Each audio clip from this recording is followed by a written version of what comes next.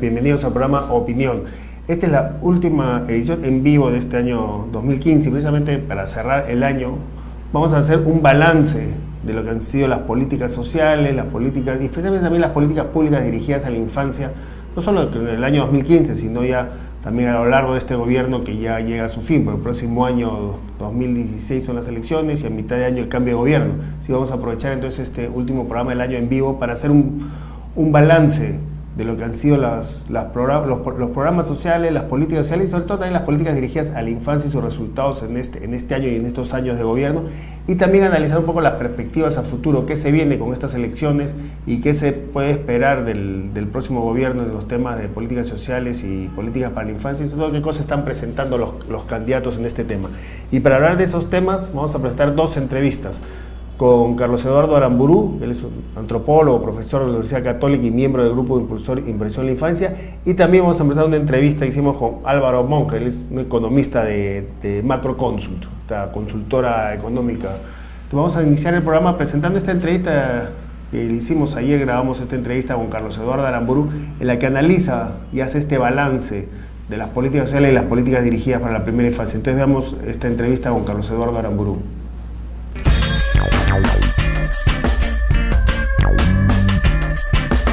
En un reportaje que le hicimos para el blog Inversión en la Infancia, usted señaló respecto a los programas sociales en el actual gobierno, y usted dijo que así como los gobiernos anteriores habían pecado por omisión en los programas sociales, en este gobierno se había pecado por exceso.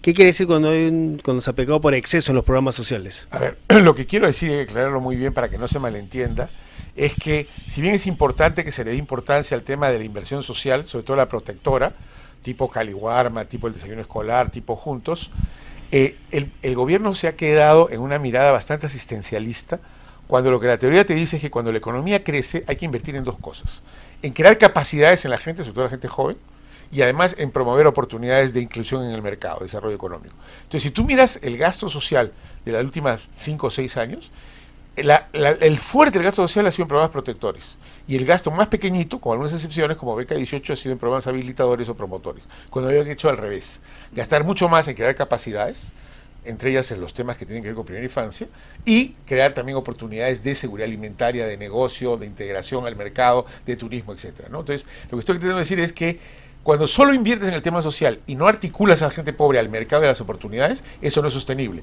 Porque dice que tienes que seguir repartiendo, como tiene que hacer Juntos, hasta que esas soluciones se dice que ha habido un exceso en asistencialismo social y una carencia en desarrollo social. Claro, exactamente, ¿no? Que se ha perdido la oportunidad, cosa que se está cambiando recientemente, de invertir en los más pobres. ¿Pero invertir en qué?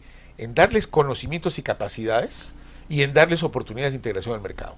Eso supone invertir en cosas básicas como internet, carreteras, electrificación, conexión por electricidad, o sea, todo aquello que hace, y aquí hay una frase muy interesante que está en la literatura, ya no se discute el tema de descender la pobreza, se habla de descender la pobreza en forma autónoma. ¿Qué significa eso? Que el propio pobre encuentre sus resultados. Si no, papá Estado te parece que está regalándote siempre lo mismo, ¿no? Entonces, el tema de pobreza autónoma, ¿qué pasa con la pobreza en el Perú si sacan Juntos? ¿Cuánto sube? Y sin embargo, Juntos no es sostenible. O sea, Juntos va a requerir una inversión permanente de parte del Estado. Ahora, a largo plazo, ¿cuál es la idea de Juntos? Si yo invierto en que esos chicos vayan al colegio, estén vacunados, tengan buena nutrición y tengan DNI, eso en una generación o en dos va a sacar a esos chicos de la pobreza de forma autónoma. Entonces, el tema ahora es el combate autónomo a la pobreza y no el combate a la pobreza vía el regalo.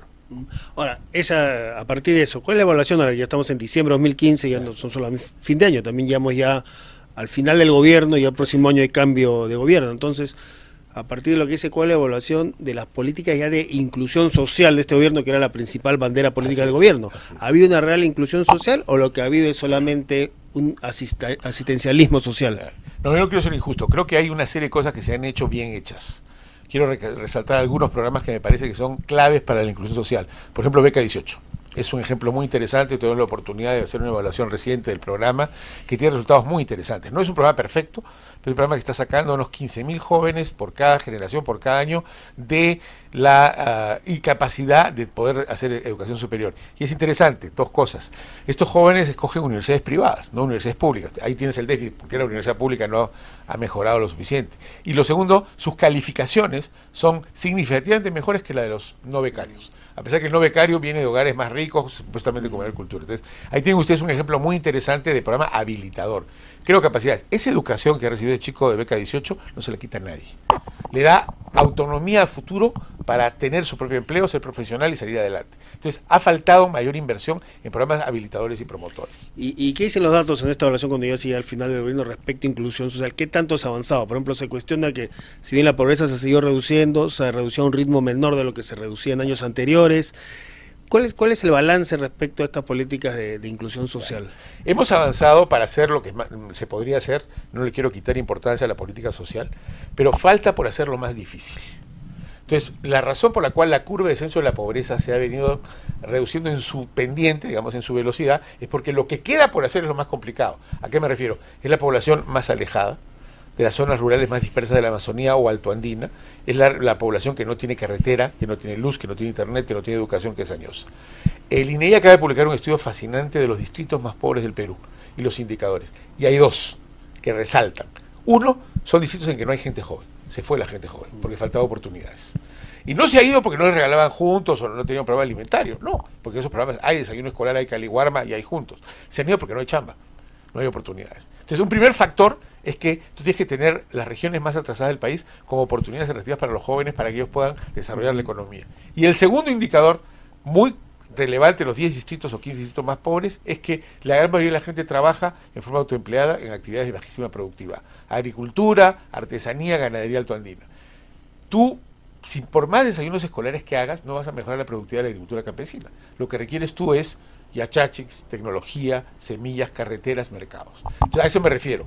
La inclusión social desde el punto de vista de protección social ha avanzado bastante. La inclusión social desde el punto de vista de la autonomía ha avanzado mucho menos.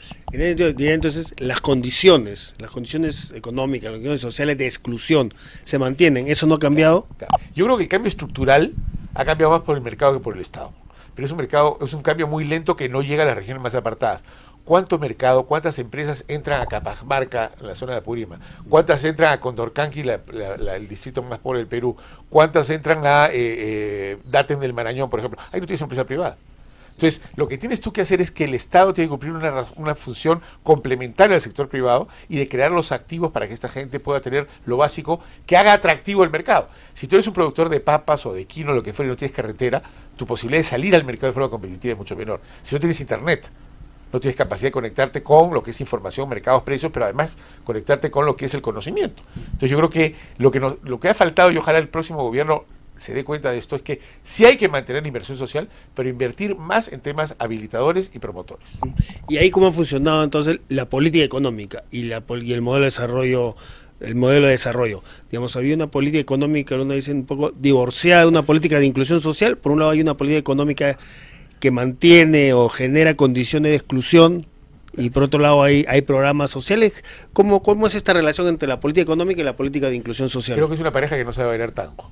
¿verdad? Están bailando hip hop o lo que sea, pero alejaditos. No se tocan, no se agarran. Y lo rico del baile es tocarse y agarrarse, ¿verdad? Entonces creo que esta falta de tango, esta falta de unión entre la política económica y social es muy reveladora. La política social quiso llenar los huecos de la política económica, que ha sido la política tradicional.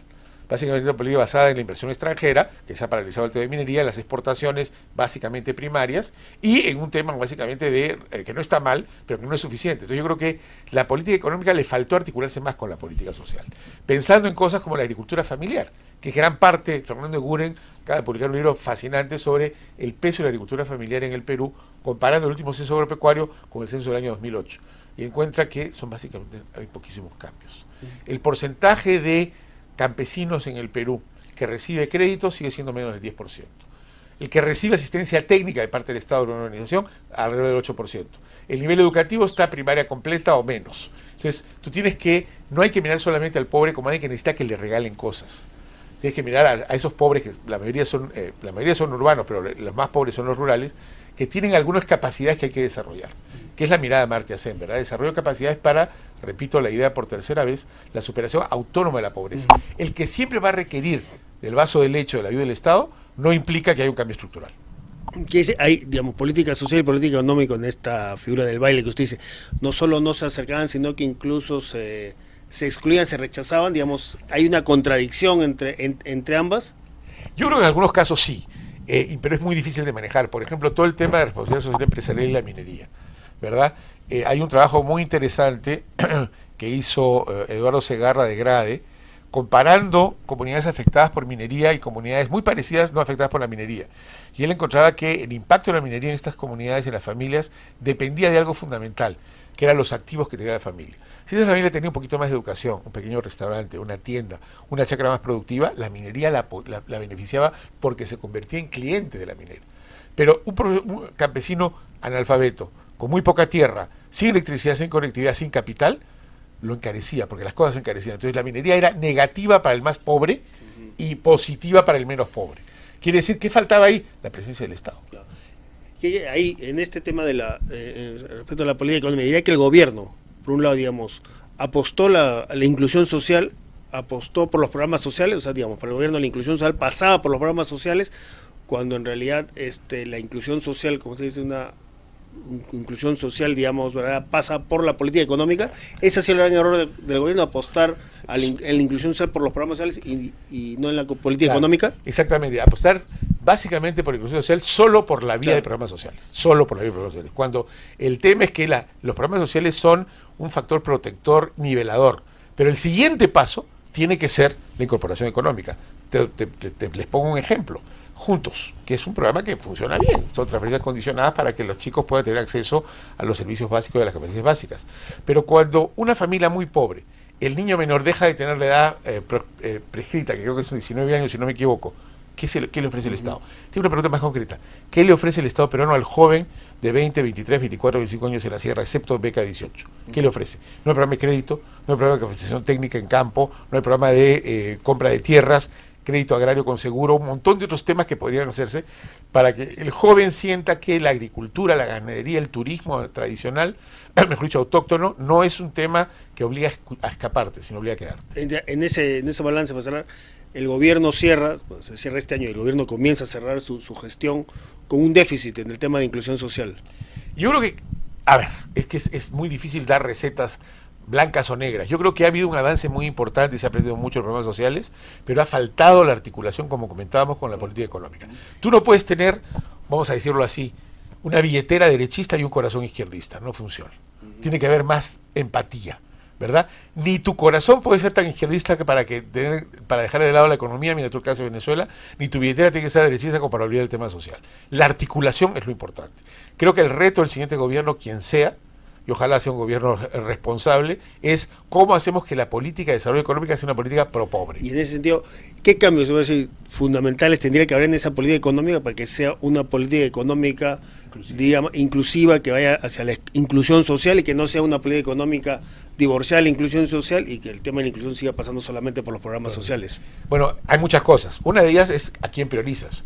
Si tú en el Perú no priorizas a la pequeña y mediana empresa, a través de una serie de legislaciones, no priorizas a los jóvenes, y fíjate lo que pasó con la famosa ley Pulpín, y no priorizas a la familia, a la agricultura familiar, no hay política económica que sea inclusiva. Entonces, las preguntas son, ¿qué políticas hay que desarrollar para que la agricultura de la sierra y la selva, la pequeña y mediana agricultura, sea competitiva y sea productiva, ¿verdad? Entonces, hay que mirar no solamente cuántos desayunos reparto, cuántas raciones, cuántas madres están en juntos, sino tenemos que mirar qué activos tienen estas poblaciones en las cuales yo puedo hacer una inversión como Estado con participación del sector privado para sacar la cosa adelante. Te doy un solo ejemplo, que creo que es una oportunidad perdida en este país: patrimonio cultural.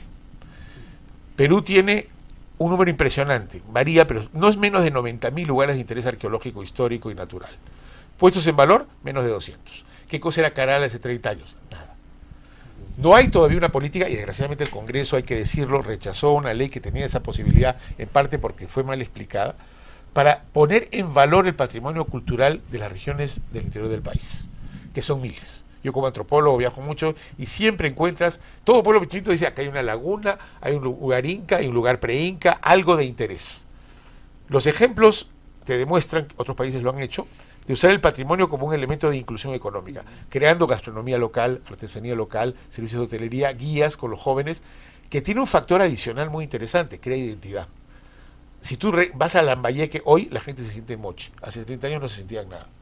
Entonces tú tienes un fenómeno tan interesante como el Señor de Zipán y el Museo de las Tumbas Reales ha hecho que no solamente crezca la gastronomía y la hotelería en esa región, sino crear oportunidades de trabajo para los jóvenes. Lo que me dice, hay una ausencia entonces ahí central de políticas de desarrollo local. Exactamente. Y pensada sobre todo en lo que es la mediana y pequeña empresa en este país, que da la mayor parte del empleo, 2/3 partes de la población que trabaja en pequeña y mediana empresa. Y tiene que ver con el tema de informalidad, que no es no tener papeles, es no tener productividad y no tener derechos.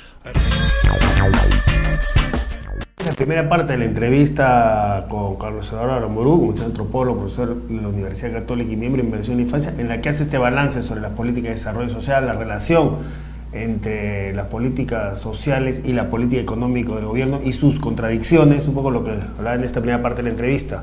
Nosotros vamos a ir en corte y de ahí vamos a presentar la segunda parte de la entrevista a Carlos Eduardo Aramburu, pero antes de presentar antes de ir al corte, quiero leer algunos de los comentarios que nos están llegando a través del chat. Por ejemplo, Rocío Salas escribe, dice, importante comentario, el resultado no es positivo cuando solo se recibe y no se sabe invertir en el conocimiento técnico.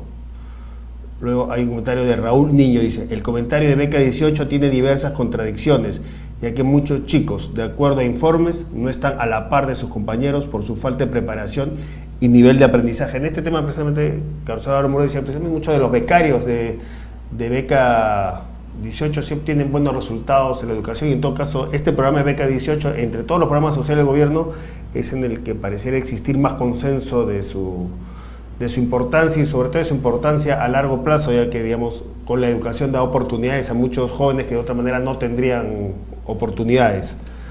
Luego viene otro comentario, voy a leer otros comentarios de Mari Pardo que dice, lo importante es que los futuros gobiernos tengan un programa de Estado que apoye e invierte en la infancia. Es urgente cambiar el analfabetismo, la falta de buena alimentación y con gran importancia la recreación infantil.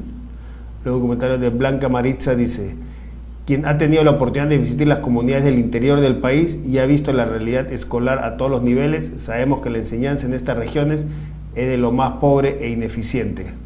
Sí, precisamente en la segunda parte, sobre estos comentarios que tiene, precisamente en la segunda parte de la entrevista a Carlos Eduardo Aramburu, que vamos a presentar luego del corte, ahí, el doctor Aramburu habla ahí precisamente de estas inquietudes que nos dan del chat, de cuáles son las propuestas de los candidatos, qué ven las propuestas de los candidatos justamente para mantener una política de Estado en los temas de inversión social, en los temas de política para la infancia, y habla sobre esta importancia de darle una continuidad como política de Estado a estas políticas de inversión en la infancia y política de desarrollo social. Vamos a un corte y regresamos con la segunda parte de la entrevista a Carlos Eduardo Aramburu.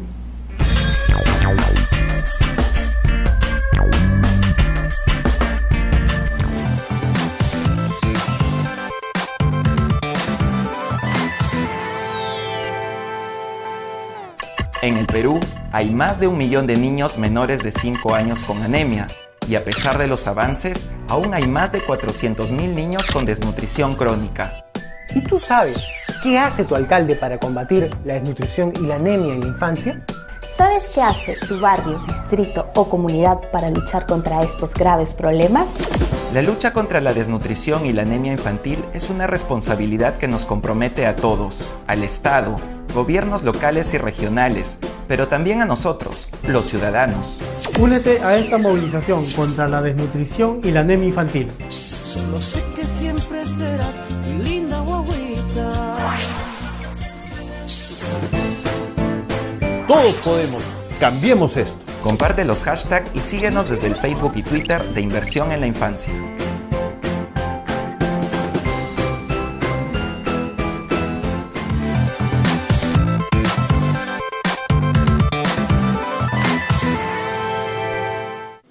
La lucha contra la desnutrición y la anemia infantil es una responsabilidad que nos compromete a todos, al Estado, gobiernos locales y regionales, pero también a nosotros, los ciudadanos.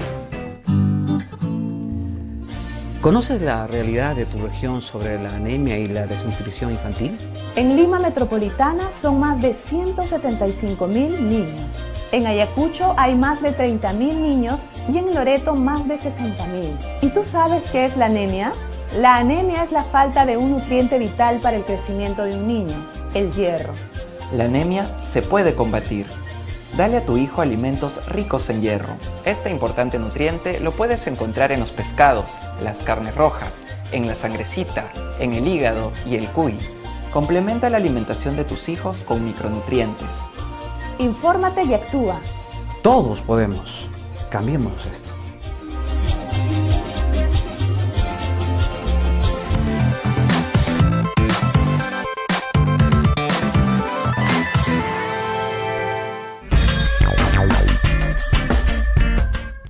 Bien, ahora sí veamos la segunda parte de esta entrevista que le hicimos a Carlos Eduardo Aramburú, en el que habla sobre las políticas sociales y las políticas dirigidas para la infancia, y en esta segunda parte también comenta cuáles son las posibilidades de una política, la necesidad de una política de Estado sostenible en inversión social, en desarrollo para la infancia, y analiza un poco las propuestas de los distintos candidatos en estos temas. Entonces damos esta segunda parte de la entrevista con Carlos Eduardo Aramburú. La infancia ha sido realmente una prioridad del gobierno, la es en el discurso, en los hechos, ha sido una prioridad del gobierno, y el gobierno realmente ha liderado una política de Estado, una política pública en favor de la infancia. Yo creo que fue una política inicial, básicamente el tema de la nutrición crónica infantil, luego se perdió el entusiasmo, no había un liderazgo clave, es evidente, ustedes revisen los discursos del presidente Humano, la propia primera dama, el tema de infancia salía de refilón. Han habido otros temas que se han trabajado más. La población, sobre todo la urbana, está más preocupada por el tema de la seguridad y la corrupción. No creo que haya habido una nitidez en respecto a la política de primera infancia. Y permíteme dar algunos datos. Han habido avances, estancamientos y retrocesos. Voy a tratar de algunos datos para ilustrar este tema. En cuanto a la nutrición crónica infantil, que básicamente son niños que no han comido lo suficiente en los primeros 3 años de vida y por lo tanto tienen una talla debajo de lo normal, sí hay avances. La nutrición crónica infantil bajó del 2010 al 2015 del 23 al 14%, bajó 9 puntos a nivel nacional. En el área urbana bajó de 14 a 9, en el área rural de 39 a 27. Esa es una buena noticia. La nutrición crónica infantil bajó sobre todo en el medio rural. ¿Por qué? Porque hay programas como Jaliwarma y otros que sí están trabajando este tema con los niños. En anemia hemos tenido también algunos avances, no suficientes. La anemia total bajó de 50 a 43%, menos que la nutrición crónica, en el periodo que hemos señalado, que es 2010 a 2015. La desnutrición urbana bajó de 47 a 41 y la rural de 56 a 49. Ha habido también avances, unos 7, 8 puntos de descenso en lo que es anemia, que tiene mucho que ver con el déficit de consumo de hierro.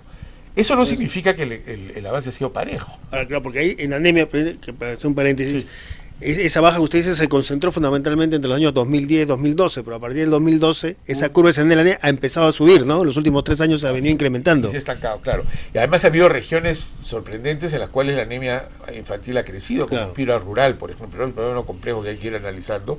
Pero efectivamente hay que mirar no solamente los promedios de las 2 fechas finales, sino la tendencia, ¿no? Ahora, el tema de anemia es un tema que dependía mucho del reparto de las chispitas por parte del gobierno, y cuando este reparto justamente en 2013 se interrumpió, entonces volvió a subir. Por eso es que, y lo comentábamos fuera de cámaras, hay esfuerzos de algunas ONGs, en especial Acción contra el Hambre, para identificar formas tradicionales de combatir la anemia a través, por ejemplo, de la elaboración de sangrecita o, claro, de lo que llamaban las abuelas también la sangrecita o el charqui, ¿no? Chalón.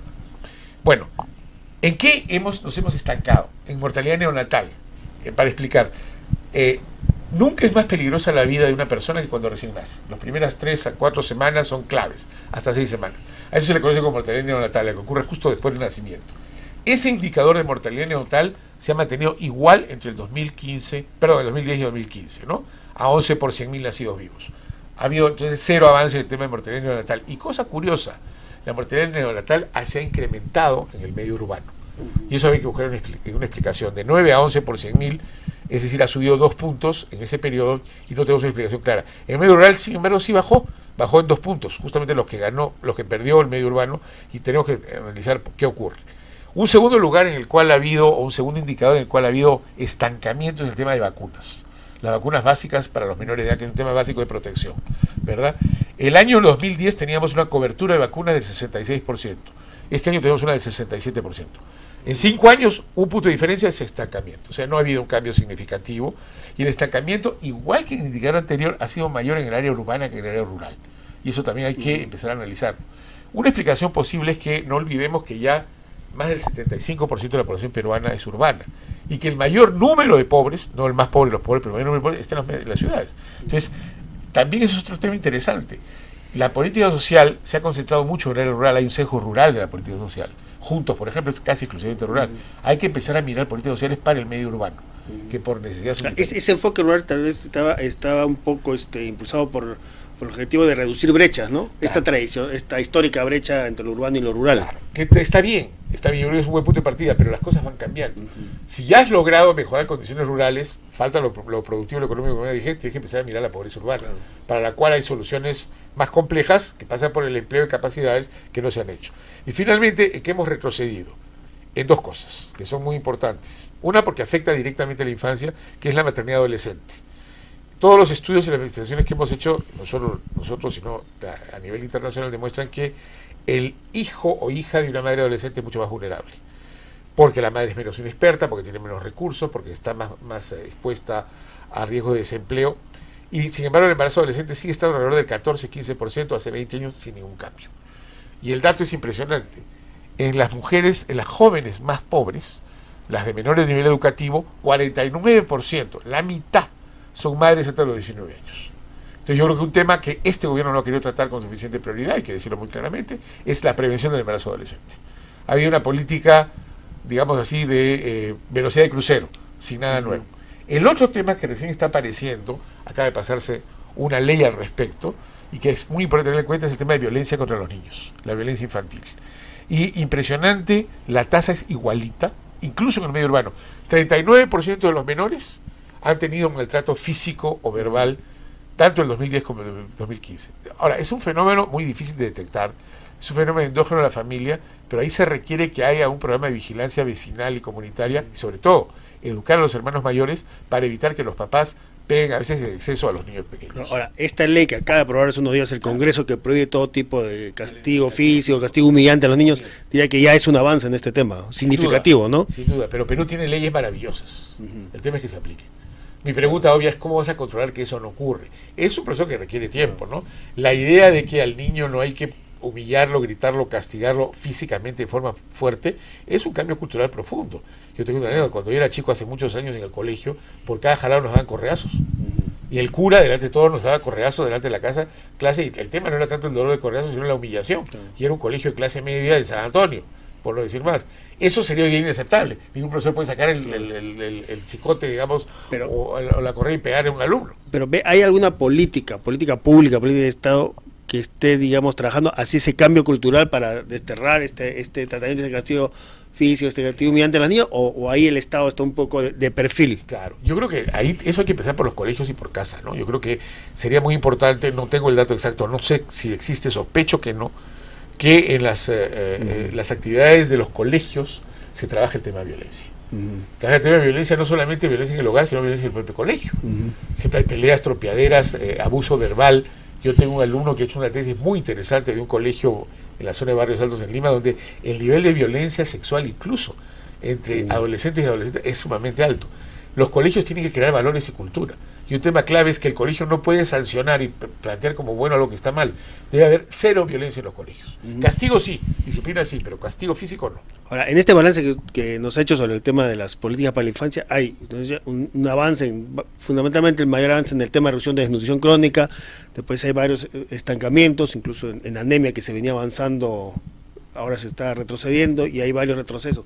¿Qué ha pasado? ¿Por qué se ha dado esto? ¿Por qué estos estancamientos en unas cosas, retroceso en otras, a pesar que ha sido años, bueno, descontando el último año, probablemente años de crecimiento económico, ¿no? Es que la anemia de un niño, o el maltrato de un niño, o la vacunación de un niño, no depende de que la economía crezca. Ahí sí hay una autonomía relativa de lo social. Yo creo que el gobierno se ha visto con un inicio que fue claro en el tema de metas sociales y primera infancia, se ha visto desbordado por problemas coyunturales que ya hemos mencionado, y se dejó de lado la prioridad que debía haber tenido este tema. Lo que había es una falta de voluntad política para atacar estos problemas. Claro, lo que ha habido es un olvido político, ¿no? Es decir, lo urgente empieza a dejar de lado lo importante.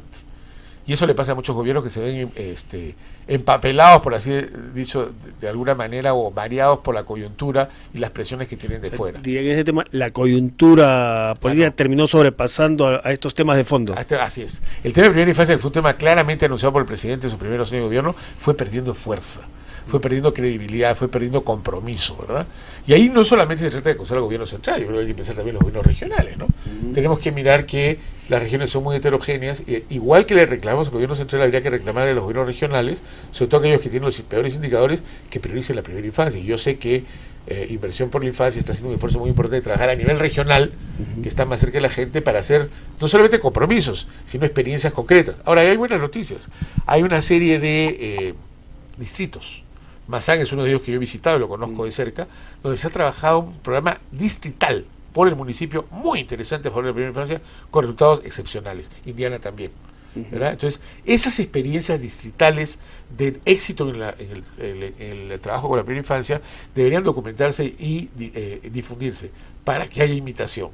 El caso que yo conozco, que es Mazán, cerca de la ciudad de Iquitos, en la Amazonía, en Loreto, el alcalde tiene un presupuesto, un médico, el doctor Trigoso, dedicado al tema, han creado un centro de vigilancia comunal donde participan las madres y tienen un sistema de seguimiento personalizado por cada niño menor de 5 años. Tienen en el local comunal tienen un rotafolio, tienen una pancarta donde está el nombre de cada niño y cada 15 días se ve su peso, su talla, si ha tenido alguna enfermedad, si ya tiene DNI y se hace un seguimiento individualizado a cada niño. Ahora, estos dos casos, estas dos experiencias que menciona de Mazán, Indiana y en la provincia de Maynas, en Loreto, revelan de que, digamos, sí es posible hacerlo con las condiciones económicas, con las condiciones incluso de capacidades que existen, que el tema, lo que estaría faltando entonces en aquellos lugares que no se hace, es la decisión política de hacerlo. Esa es la clave. Así es, que el alcalde sienta que la primera infancia es importante. Los niños no votan, ¿verdad? Y a veces, pero su mamá sí, y deberían votar por alcaldes que se hagan por la primera infancia. Lo que tú dices es absolutamente cierto. No requieres millones para poder cosas así. Estos centros comunales son en locales muy modestos. Se basan sobre todo en la cohesión social y el trabajo entre madres. La madre de más experiencia, la enfermera, con gran apoyo del Ministerio de Salud, hay que decirlo, enseña lactancia materna. Yo te doy un ejemplo. Muchas mamás piensan, y habría la pregunta a las personas que están viendo, cuando un niño tiene diarrea, ¿la mamá tiene que dejarle de dar el pecho o tiene que seguir dando el pecho? Mucha gente piensa que como es leche hay que dejar de darle. Falso. La lactancia materna exclusiva hasta los 6 meses y después hasta el año protege contra la diarrea. Entonces, conocimientos tan básicos como eso son fundamentales. Anemia. Si un niño toma suplemento de hierro, ¿qué no tienes que darle después de haber tomado eso? Un té caliente, porque el té caliente inhibe la absorción de hierro. Eso tampoco se sabe. Entonces, ha faltado, y ahí regreso al tema del gobierno central, educación sanitaria, educación para la primera infancia. Y eso es clave. Ahora, mirando al futuro, para terminar, que ya, como decía, vienen las elecciones, el cambio de gobierno. ¿Cómo ven las propuestas de los candidatos, por ejemplo, los candidatos que conocemos ahora, las propuestas que se conocen ahora en estos temas de políticas sociales, específicamente en los temas de infancia y en políticas sociales? ¿Qué esperar del próximo gobierno? ¿Qué tan presentes están estos temas en los planes de gobierno? En la CAE, donde participaron cinco candidatos, los 5 que ahora, digamos, encabezan las encuestas, se escuchó poco o nada sobre temas, bueno, sobre temas de políticas para infancia, sobre política social también se escuchó poco, ¿no? ¿Cuál es la sensación de cómo están presentes estos temas en los planes de gobierno de los candidatos? ¿Cuáles planes de gobierno? Lo que pasa es que todavía no tenemos propuestas claras. Hemos tenido discursos, hemos tenido promesas para la platea. Obviamente CAE se habla... se presentaron algunos planes de gobierno que luego se retiraron por varias razones, ¿no? Yo creo que todavía no tenemos propuestas técnicas de alto nivel. Yo tengo una gran preocupación de que el proceso electoral se centre más en denuncias, en insultos, en tratar de solucionar el piso al enemigo, jalarle la alfombra, que propuestas de fondo. Y yo creo que ahí la sociedad civil tiene que hacer una labor muy importante de propuesta de vigilancia y de denuncia también, ¿verdad? Si nos quedamos en los insultos, en las caracterizaciones, en la serruchada de piso, el debate electoral se empobrece, pero además no se crea sensación de compromiso con cosas de fondo a futuro, porque las elecciones terminan. Lo que tenemos después es un gobierno que dura 5 años. Claro, si bien no se han presentado planes de gobierno así formalmente, digamos, la CAE fue una presentación donde los candidatos iban a hacer un esbozo de su plan de gobierno. Con lo que escucho ahí, por ejemplo, ve que ahí hay alguna, digamos, este tema de políticas sociales, política para la infancia, qué tan presente está, qué tan ausente está, parecía más bien que se le dio poca importancia, ¿no? Se le dio poca importancia. Obviamente CADE es un foro empresarial, se habló más del tema de inversión, seguridad, tratamiento de capital extranjero, no se habló de reforma laboral, que es un tema que estuvo ausente, pero no se habló casi nada del tema social. Se habló de la educación, que es una correcta que seguimos siguiendo. Ahí hay temas mucho más específicos, no solamente el tema de educación, el tema es calidad educativa, y eso es más complicado. Pero yo no escuché ninguna propuesta respecto a la primera infancia. Creo que valdría la pena esperar que tengamos planes de gobierno más cuajados, más difundidos, más discutidos, para que desde la sociedad civil podamos poder hacer control de calidad, hacer propuestas también, no tenemos que lavarnos las manos, pero lo más importante, lograr compromisos, ¿no? Yo creo que el tema de primera infancia debería ser un tema de compromiso de todos los grupos políticos. Pueden diferenciarse en cómo lo van a tratar, pero que sea una prioridad para todos ellos me parece que es algo indispensable y fundamental al cual tenemos que estar vigilantes. ¿Y cómo ve el panorama? ¿Es optimista que ese compromiso se concrete? Bueno, yo creo que el compromiso va a depender también un poco de nosotros, ¿no? De poder exigir que se concrete, ¿no? Creo que hay que hacer una iniciativa, ojalá nosotros con otras ONGs que trabajan el tema puedan casi cuadrar al gobierno, por lo menos a los principales candidatos, decirles, mira, necesitamos un compromiso en este tema con otros temas claves que tienen que ver con seguridad, con la lucha anticorrupción y con el tema de la lucha contra el narcotráfico, ¿no? Creo que hay 3 o 4 temas de consenso nacional en la cual los candidatos cuya misión es diferenciarse deberían parecerse. Y eso un poco es una responsabilidad nuestra de los medios de comunicación y también de la sociedad civil para conseguir consensos básicos. Y en esos temas está la política social, la política para la infancia. Sin duda, sin duda. Junto con los temas de seguridad, de narcotráfico y transparencia, ¿no? Sin duda.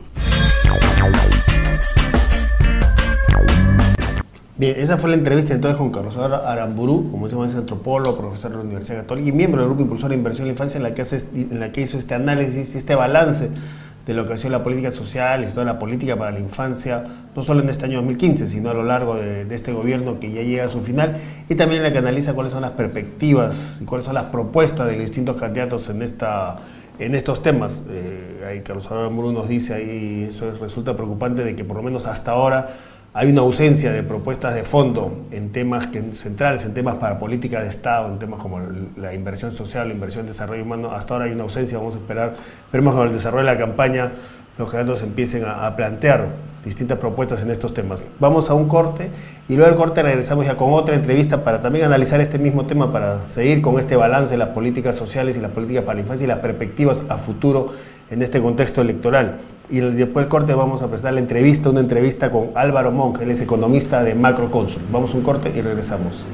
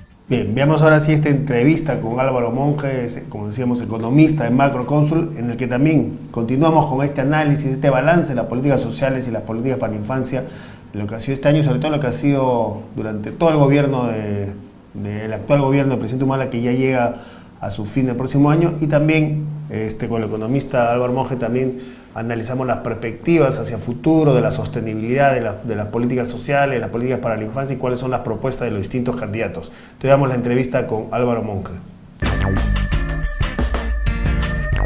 Estamos terminando el año 2015 y con este año 2015 prácticamente también termina este gobierno, por el próximo año 2016 es un año de elecciones, es un año de cambio de gobierno en julio. Al final de este 2015, ¿cuál es el balance que tiene de las políticas sociales del gobierno, teniendo en cuenta que precisamente el tema de la inversión social, inclusión social, las políticas sociales ha sido un poco la bandera política principal de este gobierno? Creo que lo podemos dividir en dos grandes etapas, ¿no? O sea, yo creo que es una primera etapa bastante positiva, que es el propio diseño de las políticas, que básicamente a través de la Estrategia Nacional Incluir para Crecer, que te permite hasta cierto punto ordenar en términos de un esquema de intervención a favor de la infancia, sobre todo, las políticas sociales. Entonces, a nivel de diseño, al nivel conceptual de las políticas, hay como que un primer gran avance, hasta más o menos la mitad del gobierno. Luego tienes una etapa un poquito más complicada, que es la etapa más operativa, en la cual todo este nuevo esquema que tú has diseñado tiene que empezar a operar eficientemente, dando la propia protección social. Ahí creo que hubieron dificultades operativas, probablemente porque no se implementaron sistemas de monitoreo a la altura de la complejidad del diseño, por un lado, y por otro lado porque probablemente normalmente hay curvas de aprendizaje, y esas curvas de aprendizaje tomaron un poco más del tiempo de lo necesario.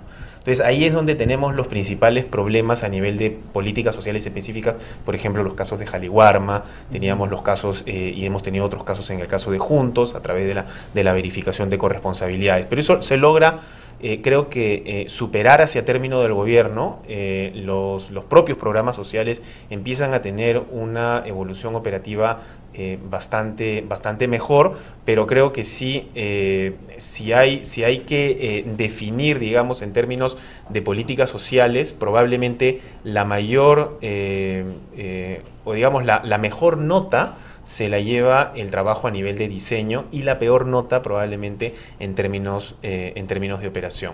Ahora, desde mi punto de vista, el aspecto pendiente creo que tiene que ver con la articulación de estas políticas y de estos programas. Y en eso de la articulación, precisamente en el gobierno, precisamente en esta prioridad que se dio a la inclusión social, se formó el Ministerio de Desarrollo e Inclusión Social. Efectivamente. Precisamente una función central que tenía el Ministerio de Desarrollo e Inclusión Social era el de articular las políticas sociales. Claro. Usted me dice que ese es un déficit de la articulación, que quiere decir que ahí el MIDIS no ha cumplido esa función.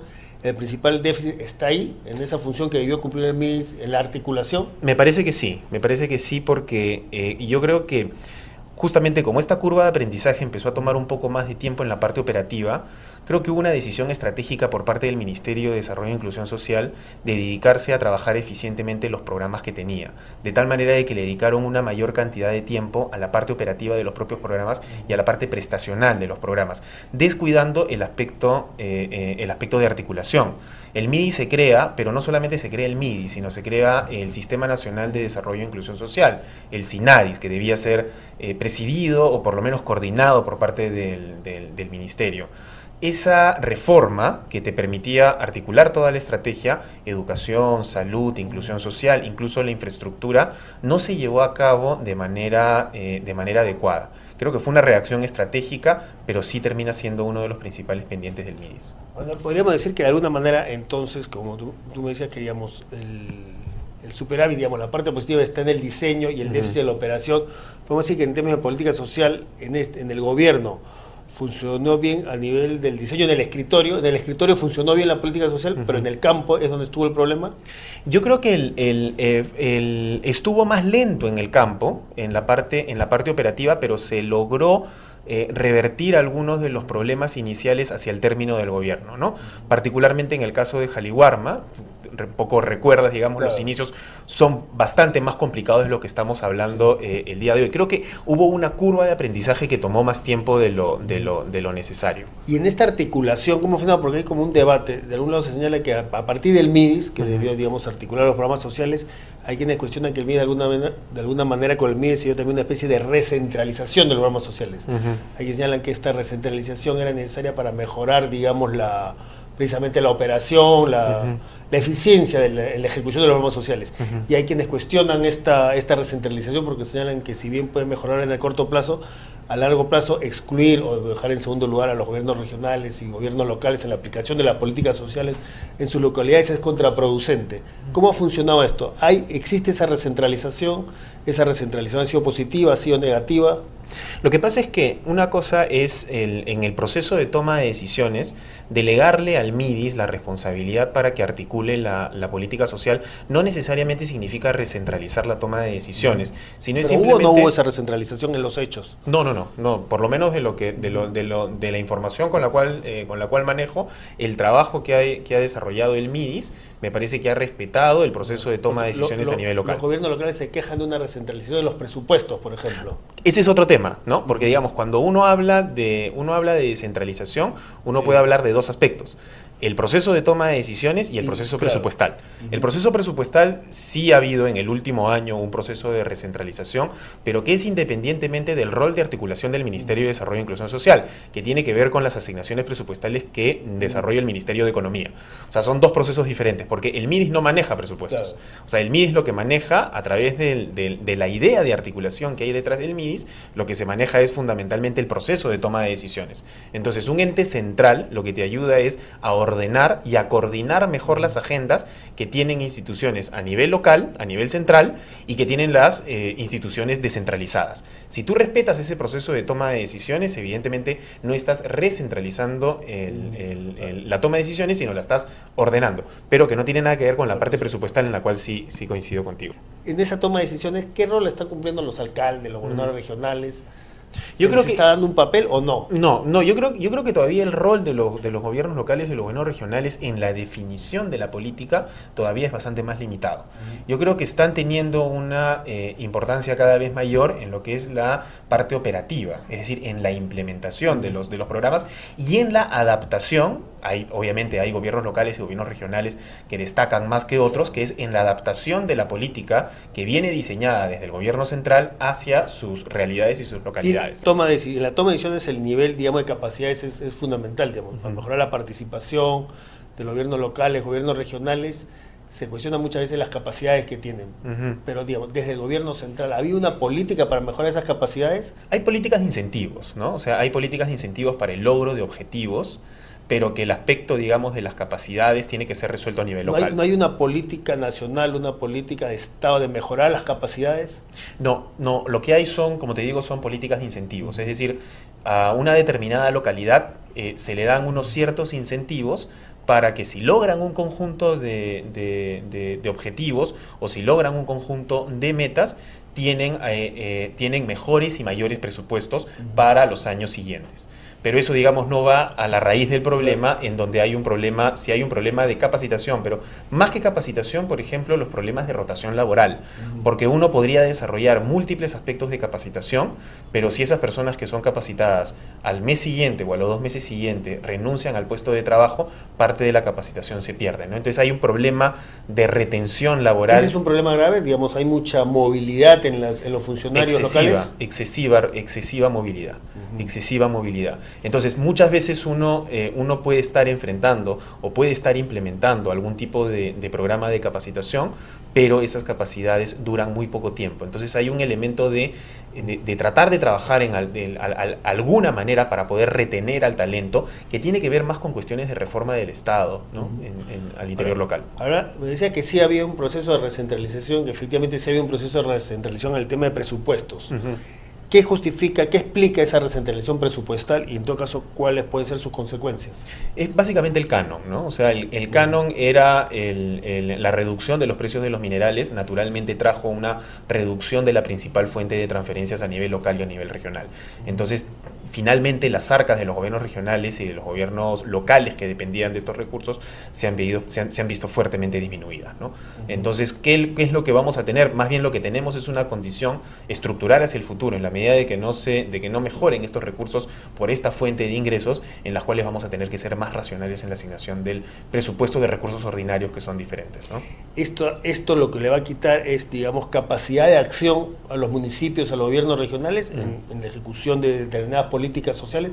Por ejemplo, en acciones para combatir la desnutrición, la anemia, en otras políticas sociales, ¿van a perder capacidad de acción los gobiernos locales y regionales? En lo que sea plataforma de infraestructura social, ¿no? Que es un complemento justamente para los programas nutricionales, ¿no? Por ejemplo, un programa de agua y saneamiento tiene un impacto crucial en los aspectos de anemia y desnutrición infantil.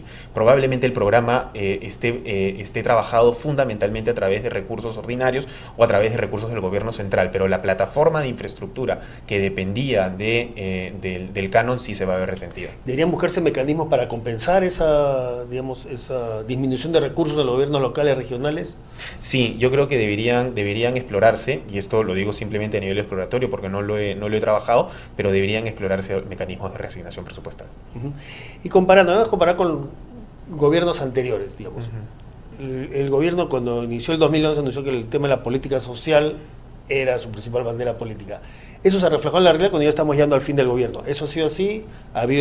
¿Tú ves que ha habido realmente la voluntad política de poner a la política social ya en los hechos concretos como una prioridad? ¿Ha sido solo un discurso? ¿Cómo es como si comparamos, digamos, la importancia que le daba a la inversión social este gobierno con los gobiernos anteriores?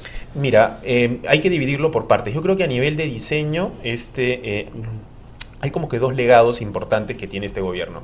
El primer legado creo que es al nivel de diseño de la política social. Yo creo que el nivel de diseño que tenemos es superior al de los gobiernos anteriores. Sin embargo, el nivel de articulación es ciertamente menor. O sea, los gobiernos... en articulación incluso no es que no se ha avanzado, sino se ha retrocedido. Lo que pasa es que no se puede avanzar y retroceder en términos de articulación. O sea, tú articulas o no articulas la política, y la capacidad de articulación es fundamentalmente una decisión política.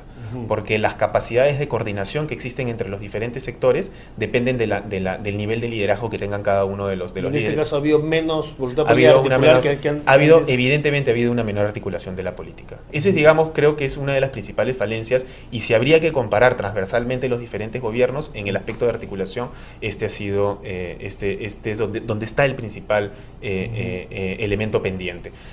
El segundo legado, digamos, que me parece importante y no puede pasar soslayado, es el tema de la educación, por ejemplo, ¿no? Que son un segundo elemento que claramente destaca del resto de gobiernos, pero no así el sector salud, por ejemplo, ¿no? Claro. En donde tú tienes ciertamente una reducción de la desnutrición bastante importante, pero tienes el problema de la anemia que ha empezado a aumentar. Lo que han sido problemas operativos al nivel de la transferencia de recursos para poder dar los suplementos de hierro, lo cual es un problema operativo fundamentalmente.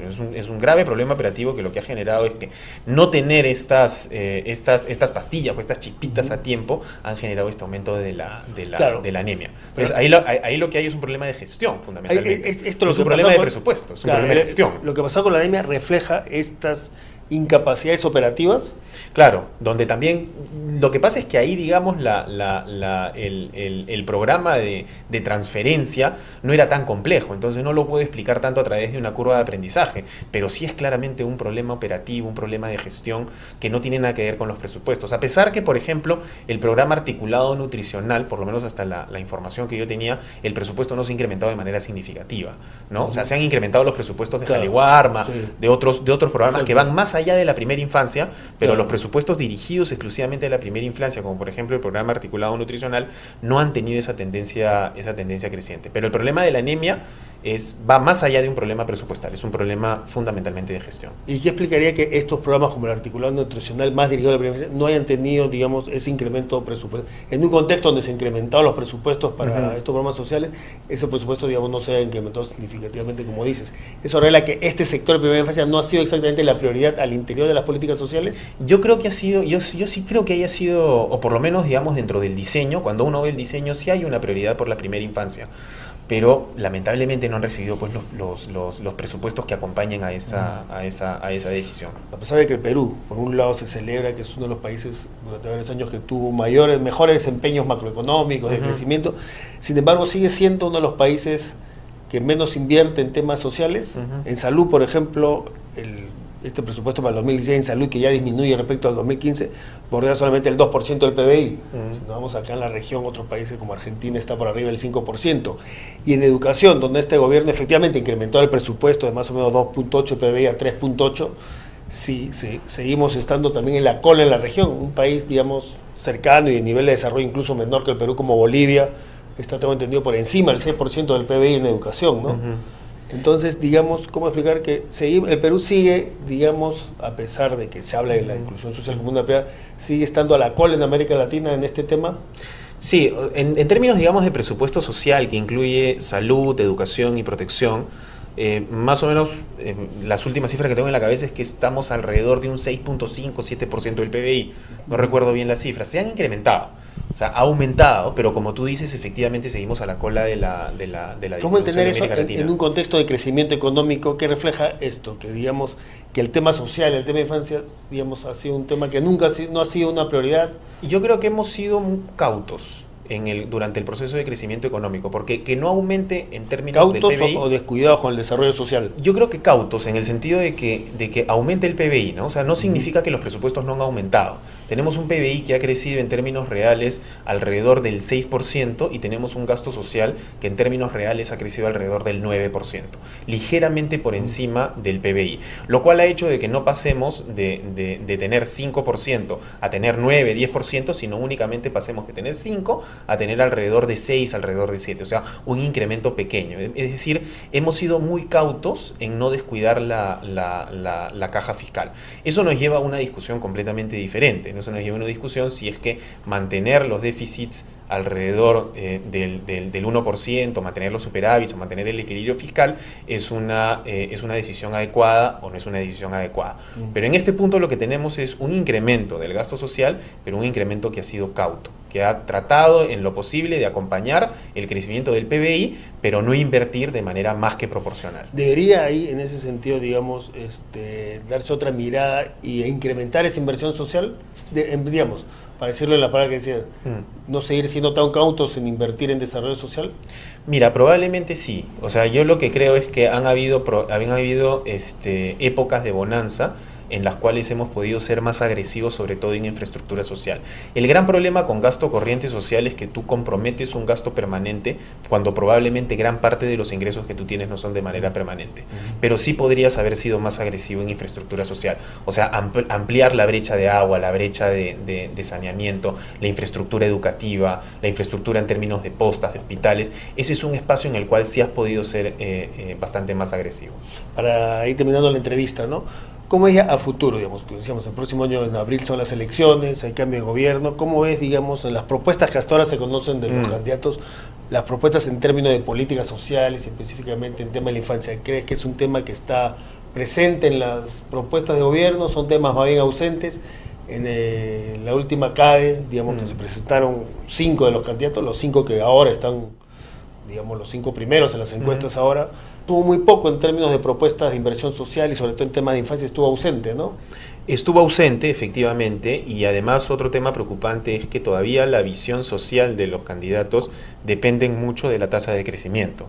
Muchas de las propuestas específicas para ir más allá de la infancia, aunque no se tocó mucho, pero la mayoría de las políticas sociales que se mencionaron dependían mucho de tener una tasa de crecimiento del 6%. La verdadera pregunta que deberíamos hacernos es que, dado que el contexto de crecimiento del 6% sabemos que no va a ser posible, ¿cuál es la política social que se hace? Desmontar lo que han prometido, creo que esa no es la opción, sino hay que ser bastante más creativos en términos de tener una inversión social bastante más eficiente y bastante más eficaz en un contexto de recursos que probablemente vayan a ser más limitados. Y ahí ves, digamos, lo que, como te decía, los adelantos que hicieron en la CAE de los planes de gobierno. ¿Ves alguna propuesta de cómo mantener la sostenibilidad, para comenzar los programas sociales que existen ahora, cómo mejorarlos, darle continuidad y sostenibilidad a la política social? No, porque a mí me hubiera gustado escuchar algún tipo de política de repriorización del gasto, por ejemplo, ¿no? De repente movernos de la parte de los gastos más asistenciales, aquellos que fortalezcan capital humano, fundamentalmente nutrición y rendimiento académico, frente a otros programas que no tienen esos resultados de largo plazo. Porque en un contexto en el cual los recursos son menores, yo voy a preferir invertir en reforzar el capital humano de la población. Ese tipo de políticas y ese tipo de discusiones no se están teniendo hoy por hoy, pero seguramente el gobierno que acceda en el 2016 va a tener que empezar a priorizar. Bien, esa fue la entrevista con Álvaro Monge, un economista macro, analizando todo el tema de las políticas sociales, políticas para la infancia, haciendo un balance sobre este tema y analizando las perspectivas a futuro en este panorama electoral. De esta manera llegamos al fin de este programa en el que hemos presentado estas dos entrevistas, la de Álvaro Monge y anteriormente la de Carlos Eduardo Aramburu, analizando estos temas de las políticas sociales. Antes de finalizar el programa quería leer un chat que nos acaba de llegar, de Lucía Rivera, y que digamos complementa, lanza un par de preguntas complementando lo que han dicho nuestros dos entrevistados, tanto Carlos Eduardo Aramburu como Álvaro Monge. Lucía Rivera dice, ¿cómo se integran o deberían integrarse los programas sociales de infancia entre el ente rector de niñez del MIN, del Ministerio de la Mujer y Poblaciones Vulnerables? ¿Cómo ha avanzado la transversalización de los derechos y necesidades en la primera infancia en las diversas áreas? Y dice, es una duda que quedará por sanar en un próximo gobierno. Sin duda, estos temas, como los que plantea Lucía, y muchos otros temas como los que han planteado también a lo largo de estas dos entrevistas, nuestros dos entrevistados del día de hoy, Carlos Eduardo Aramburu y Álvaro Monge, hay una serie de temas pendientes que esperamos que a lo largo de la campaña los candidatos empiecen a resolver y a contestar este tipo de preguntas, y así comenzar ya a hacer propuestas concretas sobre estos temas de fondo que tienen que ver con el desarrollo social. Nosotros, como decíamos, llegamos de esta manera al final del programa. Como dijimos al comienzo, este es el último programa en vivo de este año. El programa lo que queda el año se retransmitirá la próxima semana otros programas y en enero retomaremos la transmisión en vivo. Quería comentarles, este programa se repite hoy a las 4 de la tarde, se repite, y mañana jueves va en directo una edición del programa Diálogo Abierto. Hace unos días el Congreso aprobó una ley que prohíbe todo tipo de castigo, del castigo físico y castigo humillante a los niños, niñas y adolescentes. Una ley que constituye un importante avance en la legislación de protección a la infancia, y una ley en cuyo impulso el Grupo de Inversión en la Infancia ha venido trabajando intensamente. Y precisamente para comentar sobre esta, mañana en el programa Diálogo Abierto se va a comentar y se va a analizar sobre esta ley. El tema del programa de mañana en Diálogo Abierto va a ser Infancia sin violencia, nueva ley. ¿Qué hacer para que se cumpla? Es decir, se acaba de dar la ley, bueno, ahora el siguiente paso es hacer precisamente como va a tratar el programa de mañana, Diálogo Abierto, hacer que esta ley se cumpla y que no quede en el papel. Y para analizar este tema van a estar mañana en Diálogo Abierto Gonzalo Portocarrero. Él es un reconocido sociólogo, ha sido ganador recientemente, hace muy poco fue ganador del Premio Nacional de Cultura en la categoría de creatividad, es miembro también de Inversión en Infancia. Y también va a estar Rosa Vallejos, que es comisionada de la Adjuntía para la Niñez y la Adolescencia de la Defensoría del Pueblo. Esto es mañana a las 11 de la mañana en directo en el programa Diálogo Abierto. Y por último, no se olvide que esta tarde a las 4 se repite el programa de hoy.